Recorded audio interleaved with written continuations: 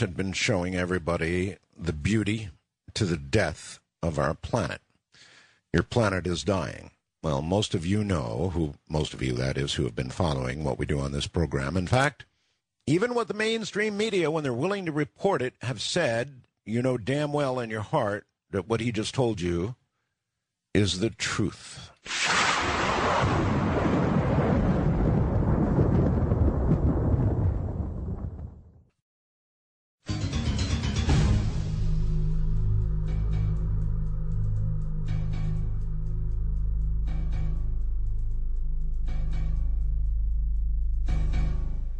Some people block this out. Some are in denial about it, Jim. But even those of us who have not had the kind of experience you've had can see what's going on our planet and know the truth of what you just said. Sure.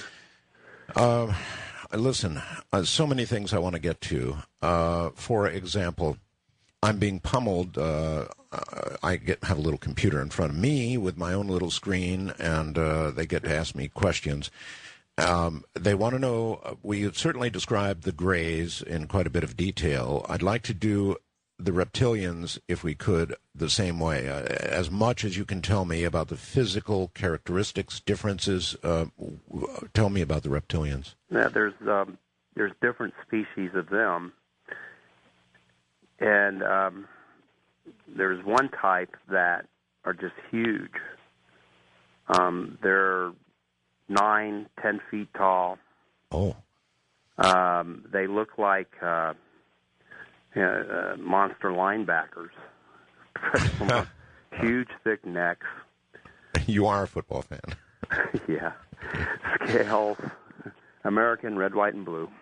Really, scales, huh? USA won all the way. But anyway, yeah, scaled, snake-like, scaly, small scales. Some, well, let me just stick with that one for now. They have, their pupils are red. Their eyes look like that of, in fact, all the, what would, again, commonly be referred, they never said we're reptilians, but would be referred to as them, have the snake-like or lizard-like eyes. But the big ones, I think what fascinates me about them is that their skulls or their heads, they're not pretty to look at, and they made it easy on me in the beginning by screen imaging or putting holograms of like a human face in front of their face so I wouldn't be scared when, well, I can get into that. But their foreheads, where your cognitive ability is or your thinking is, it's like their brains that protrude out or protruded out at birth or whatever it is, and they hang out over their brow, over their eyes, and some of it lumpy, some of it sticks out further than others. So it's like that part of the brain is super overdeveloped. That type, and they're all again telepathic. Then there's another kind that, now these are more human too. They have emotions, meaning they have feelings.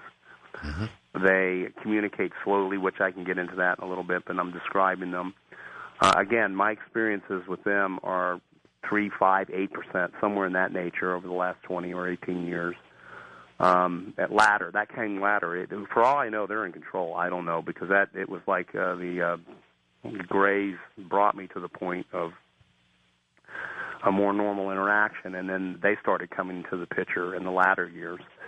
Was there any sense, Jim, that the reptilians and the Greys were from, for example, the same planetary system, or do you think you were experiencing some sort of, for lack of a better phrase, galactic federation ship with creatures from different planetary systems? They're and you have to use the word sense, because they're not real forthcoming when it comes to that.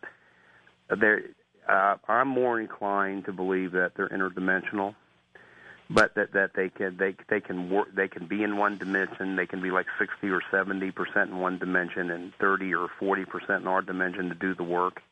Oh. If they need to be more in this dimension to physically move objects, then they may be 60 or 70% here, and of course, most of the time they can be 100%. I think what I've learned is that these guys just don't die. And if they do, they live because, well, this is the messages later for people that I've gotten about death. But anyway, they go on for thousands and thousands and thousands of years. So where they're from isn't anything to do with where they're at now, if I'm making sense to you. Yes, you are. Because they travel time like you would work a remote control. In fact, if you remind me, I can tell you an experience where they returned me 3 minutes before I left, and I saw myself, and I saw the sequence of everything, and it was fascinating. And so I can tell you about being at the same place at the same time and what that's like and how one sees the other and the other one doesn't and that kind of stuff. Okay. But there's something else I want to quickly ask. You mentioned that the man, I think it was the man with the arm, that you became friends with this man, and you even gave us his name, right? Sure, I did. Uh-huh. What is this man now doing? Have you had interaction with this man? Oh, aside? Yeah. He's become a very close friend. He lives in Florida now. He's in Florida? Yep, and I'm now in Nevada. And his name again? Doug Rodante. And so you communicate, you talk with Doug? Oh, yeah. He has a small Infinite Communications, a small video production company, and what had happened was I had gone to, in the latter years as things progressed, and I was sharing more of the story. I got invited to speak at a MUFON conference. It was in Tampa. Yeah, it was in Tampa, and several months had gone by. But I remembered this guy. I remembered this guy. I remembered this guy. I remembered this. And I know I was supposed to remember this guy. And I know there was a reason, and it was planned, so it wasn't some haphazard, because he was standing and walking and talking, and which is unusual, particularly to be first pulled like that. But anyway, I went to this conference, and it was just before I was going to speak, and I was getting some fresh air. I was standing out in the area there in the courtyard, and there was a sidewalk. And he had, look, I'm not a professional technician, but he had one of those giant cameras on his shoulder that the news people use, one of those professional type. Sure. And I saw him, and he was coming down the sidewalk, and I just, my heart stopped. And I said, man, it's that guy. It's that guy. I can't believe it's that guy. And this is the way I am, because I don't embrace alien culture. I'm very leery, but I've come, I have a much healthier respect, and vice versa. But I'm always cautious. And I'm not going to say nothing. I'm not going to say nothing.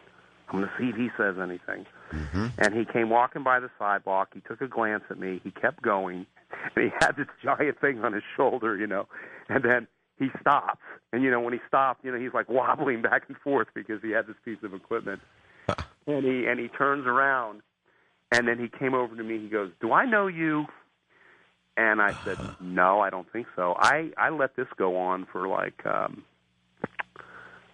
and what it led to was really neat too. The visitor phenomena. We did a video, but he says, "Do I know you?" I said, "No, I don't think so." And I just was biting my tongue, He says, "Man, of course, yes."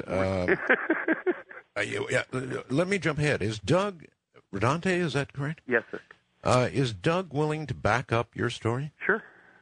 I haven't. When was the last time I talked to Doug? I guess it was about 5-6 weeks ago. He's a neat guy. He's part of this thing where this filter that you can, this water thing that it doesn't even require electricity. He took it over there when that tsunami hit, where you can put, it works. The military's trying to get them to make small ones for, I go into these things. I run into these people because of this phenomena where it purifies 30 gallons of water. You can put it in a cesspool, and it'll purify 30 gallons of water an hour. Wow. It's solar powered, or you can plug it in, and they flew, and he has an airplane, and they flew it over there where all that trouble was, 50 of these things. And close to me, actually. So Doug will back up what you say. This is so incredible. The whole thing is so incredible to find somebody that was actually on the craft with you. Cool, My isn't it? God. Isn't it cool? And so, but I let this